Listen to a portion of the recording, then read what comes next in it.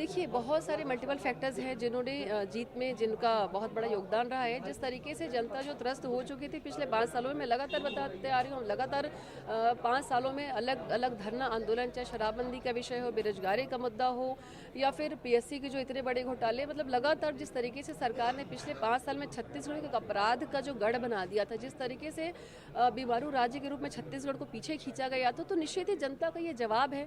और जो इतने प्रचंड बहुमत के साथ उन्होंने भाजपा को, जो भारतीय जनता पार्टी को सहयोग दिया, तो 15 साल के कार्यकाल से कहीं ना कहीं जनता प्रभावित थी।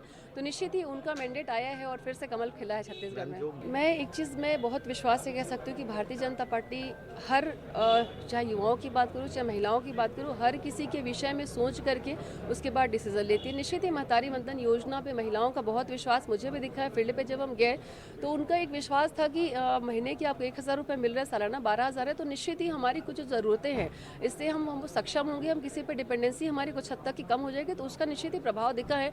और मोदी जी पे हम कार्यकर्ता क्या, जनता क्या, पूरा देश क्या, बल्कि विदेश भी उनकी बातों पे बहुत भरोसा करता है, तो निश्चित उनकी गारंटी तो बिल्कुल काम आई है। जिस तरीके से जो कुशासन व्यवस्था, जो आप जिस दिन आप न्यूज़पेपर उठाएंगे उस दिन कभी ऐसी हेडिंग आप, मुझे नहीं लगता कि नहीं होगी कि आज प्रदेश में शांति हुई है।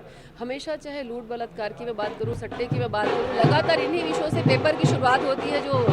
और लगातार जिस तरीके से प्रशासन जो ढिलाई बरत रहा था अपराध को रोकने में, और उनकी जो वादे थे, 36 वादे जो घोषणा ने पूरा नहीं किया, तो मल्टीपल फैक्टर्स है जो कांग्रेस की हार के कारण है। कि मेरा राजनीति में आने का उद्देश्य समाज सेवा ही है, और मुझे लगभग 10 से 12 साल हो गए मैं एनजीओ में रन करती हूँ, और एक राजनीति मेरे लिए माध्यम है समाज की सेवा करने का। और मुझे खुशी है कि भारतीय जनता पार्टी का उद्देश्य समाज सेवा है, अंतिम व्यक्ति का विकास।